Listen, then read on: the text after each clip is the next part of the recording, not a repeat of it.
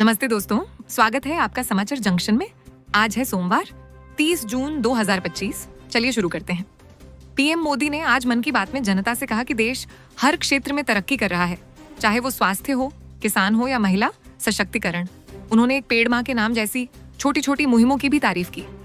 इस बार बारिश ने सभी को चौंका दिया। जून खत्म भी नहीं हुआ और मानसून पूरे देश में फैल चुका है। दिल्ली, यूपी, राजस्थान समेत ज्यादातर राज्यों में झमाझम बारिश हो रही है। मौसम विभाग ने कई जगहों पर अलर्ट जारी किया है। उत्तराखंड में बारिश के चलते 4 धाम यात्रा को रोक दिया गया है। सरकार ने एरज प्रोफेसर महलानोबिस की याद में सांख्यिकी दिवस मनाया और देश की प्रगति दिखाने वाली एक रिपोर्ट निकाली। एक ऐप भी लॉन्च किया गया जिससे आम लोग भी सरकारी आंकड़े देख सकें। गृह मंत्री अमित शाह ने नक्सलियों को साफ कहा, हथियार छोड़ दो और मुख्य धारा में आ जाओ, वरना कार्रवाई तय है। देश की राष्ट्रपति 30 जून को उत्तर प्रदेश जाएंगी। वह एमएसएमई उद्यमियों से मिलेंगी और विज्ञान भवन में भाषण देंगे। पीएम मोदी बोले, आपातकाल की काली छाया पर देश ने जीत हासिल की। मन की बात के 123वें एपिसोड में पीएम मोदी ने कहा कि 1975 से 87 के आपातकाल ने संविधान को दहला दिया था, लेकिन जनभागीदारी की ताकत से अंधेरे को हराया गया। 4 धाम यात्रा एक दिन के लिए स्थगित। उत्तराखंड में भारी बारिश और भूस्खलन के खतरे को देखते हुए 4 धाम यात्रा को एक दिन के लिए टाल दिया गया है। पाकिस्तान के झूठे दावों का पर्दाफाश किया। पाकिस्तानी सेना ने मचलाया गया खबरी फुटेज दिखाकर भारतीय एयरबेस पर हमला होने का दावा किया, लेकिन यह पुराना और एडिटेड फुटेज था। पाकिस्तान में भूकंप के झटके, सिसक उठे लोग।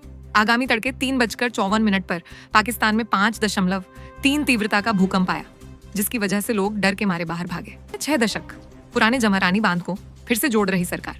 आज मोदी जी ने जमरानी बांध परियोजना को पुनर्जीवित किया है। इसे 2029 तक पूरा करने का लक्ष्य रखा गया है। जैन संत आचार्य विद्यानंद की 100वीं जयंती, पीएम मोदी की श्रद्धांजलि। दिल्ली में आयोजित समारोह में पीएम ने कहा कि आचार्य विद्यानंद भारतीय संस्कृति के आधुनिक प्रकाश स्तंभ हैं। सरकारी डाक टिकट सिक्का भी जारी हुआ।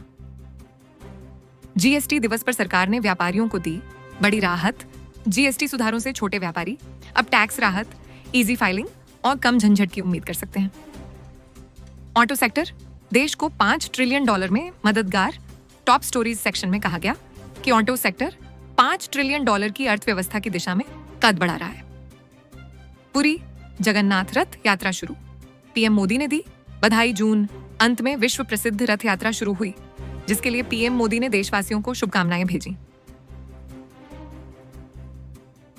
दिल्ली ग्रीन लाइन मेट्रो का विस्तार। दिल्ली की ग्रीन लाइन मेट्रो में नई पटरियों का उद्घाटन किया गया। अब यात्री यात्रा में और भी सुविधा पाएंगे। देख, ऐसा मैसेज हुआ। सांख्यिकी दिवस पर गो आई स्टैट्स ऐप लॉन्च हुआ। प्रोफेसर महलानोबिस की जयंती पर भारत सरकार ने गो आई स्टैट्स नाम का मोबाइल ऐप लॉन्च किया, जिससे सरकारी आंकड़े मोबाइल पर मिलेंगे। इसके साथ एसडीजी रिपोर्ट भी जारी की गई। हेल्थ टेक पर जितेंद्र सिंह का बड़ा बयान। केंद्रीय मंत्री डॉ जितेंद्र सिंह ने कहा कि भारत स्वास्थ्य क्षेत्र में टेक्नोलॉजी के सहारे क्रांति ला रहा है। एआई और क्रिस्पर आधारित तकनीकें इसमें मुख्य भूमिका निभा रही हैं। शिक्षा मंत्री ने फुटबॉल फॉर स्कूल्स के तहत 16 लाख बच्चों को फुटबॉल बांटे।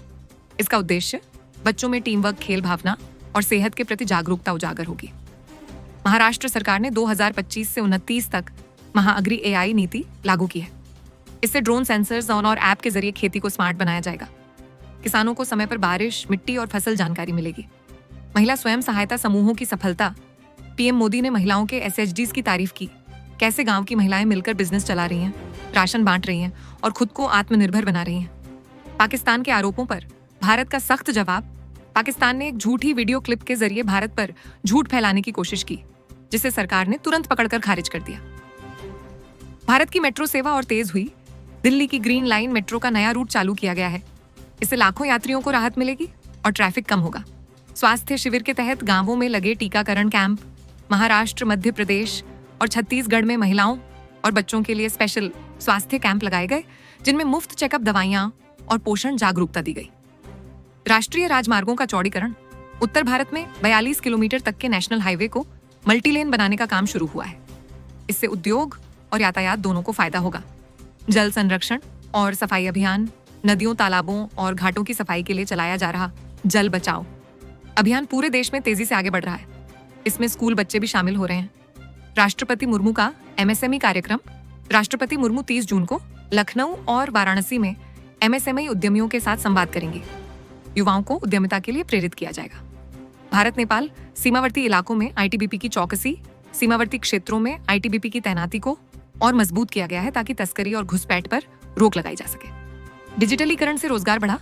डिजिटल इंडिया और स्किल इंडिया के चलते बीपीओ और कॉल सेंटर ग्रामीण इलाकों तक पहुंच रहे हैं, जिससे लड़कियों को भी घर बैठे रोजगार मिल रहा है। नई शिक्षा नीति पर राज्यों की बैठक।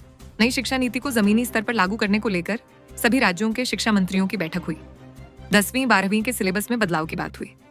रक्षा मंत्री बोले, भारत युद्ध नहीं शांति चाहता है। रक्षा मंत्री राजनाथ सिंह ने कहा कि भारत की सेना युद्ध नहीं चाहती, लेकिन जवाब देने में देर नहीं करेगी। आईएसरो का अगला मिशन तैयार। इसरो ने बताया कि जुलाई के अंत में एक नया संचार उपग्रह लॉन्च किया जाएगा, जिससे भारत की नेटवर्किंग और जीपीएस क्षमता और मजबूत होगी। एक भारत श्रेष्ठ भारत अभियान के तहत सांस्कृतिक मेले, देश के अलग अलग हिस्सों से लोक कला, संगीत, नृत्य के मेले चल रहे हैं। उत्तर, पूर्व, दक्षिण और पश्चिम भारत के कलाकार हिस्सा ले रहे हैं। सीएपीएफ्स में भर्ती की नई प्रक्रिया। बीएसएफ, सीआरपीएफ, आईटीबीपी जैसी सेनाओं में भर्ती अब ऐप के जरिए की जा रही है। इससे पारदर्शिता आएगी और युवाओं को भ्रष्टाचार का सामना नहीं करना पड़ेगा। अगर आपको ये वीडियो पसंद आया हो तो लाइक जरूर करें, कमेंट में अपनी राय दें और समाचार जंक्शन को सब्सक्राइब करना मत भूलिए, ताकि आप रोज सबसे पहले खबरों से जुड़ सकें। बेल आइकॉन दबाना न भूलें, ताकि हर ताजा अपडेट आपको तुरंत मिले। फिर मिलेंगे और ताजा खबरों की खुराक के साथ। तब तक के लिए नमस्कार, वंदे मातरम और जुड़े रहिए समाचार जंक्शन के साथ।